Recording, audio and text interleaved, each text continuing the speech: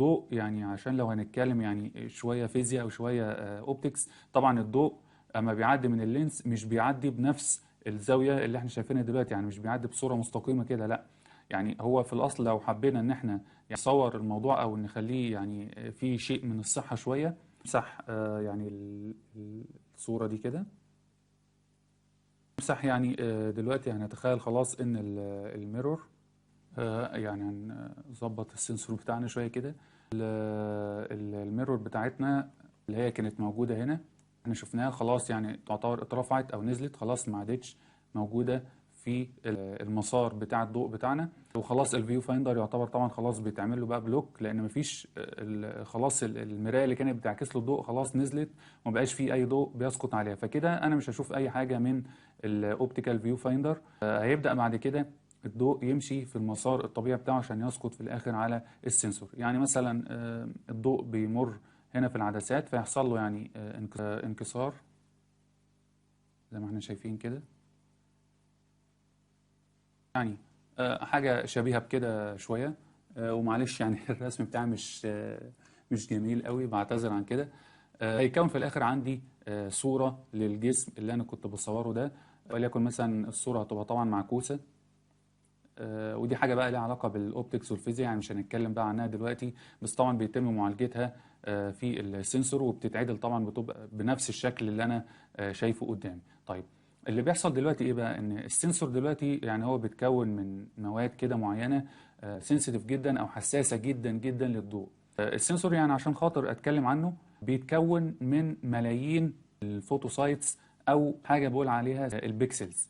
البيكسلز بتبقى يعني حاجة صغيرة جدا جدا، يعني بتتقاس بالمايكرو أو ساعات كمان بالنانوميتر. دي بتبقى مواقع صغيرة جدا على السنسور، وهي اللي من خلالها بتحس بالضوء، وبتبدأ بعد كده تترجمه لحاجتين مهمين جدا عندي: اللون والسطوع أو الإضاءة. هنشوف يعني الصورة دلوقتي قدامنا. الصورة اللي قدامنا دي يعني ده السنسور بتاعنا.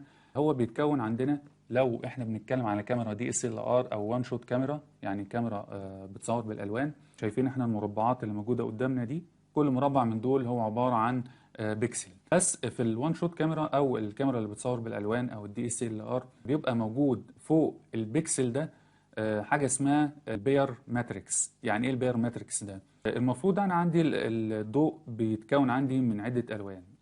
انا باخد الالوان الاساسيه مثلا اللي هو الريد، الجرين، البلو، الاحمر والاخضر والازرق. فوق كل بيكسل عندنا بيبقى فيه زي فلتر. الفلتر ده بياخد لون واحد فقط. شايفين قدامنا في الصوره ان في البيكسلز، كل بيكسل بياخد لون واحد فقط، زي ما احنا شايفين في لون ازرق، في لون اخضر، في لون احمر. كل بيكسل عليه فلتر، الفلتر ده بياخد اللون المخصص ليه فقط، بيعمل ريجكشن او بيرفض او بيعكس كل الالوان التانية. كل السنسورز بتاعت الدي اس ال ار شغاله بنفس الصوره دي. والسنسور بتاعي المفروض ان هو بيتكون من عدد معين من البيكسلز.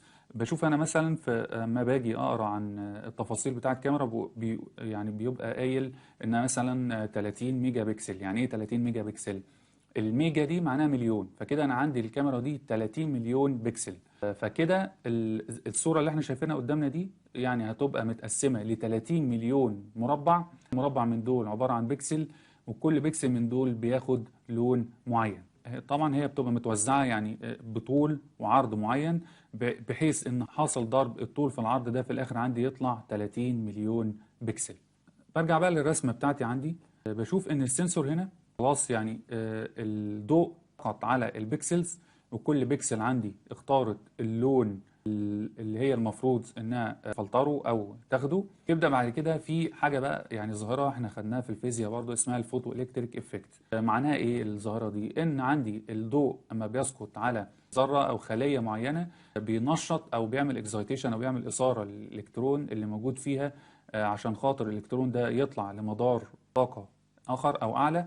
ويبدا بعد كده تحصل يعني تفاعلات كده معينه مش هنتكلم عنها كتير. لكن اللي يفيدني دلوقتي ان الفوتو الكتريك افكت ده معناه ان في فوتون او شعاع ضوء بيسقط عندي على البكسل. البكسل ده بيطلع الكترون، الالكترون ده بعد كده بيخش عندي على التشيب البروسيسور بتاع الكاميرا. بيكون مثلا البروسيسور موجود هنا عندي، دي مثلا هنقول انها البروسيسور بتاع الكاميرا. البروسيسور ده يعني بياخد الالكترونات او السيجنال اللي جايه من السنسور، ويبدا بعد كده يترجمها للصوره اللي احنا بنشوفها في النهايه.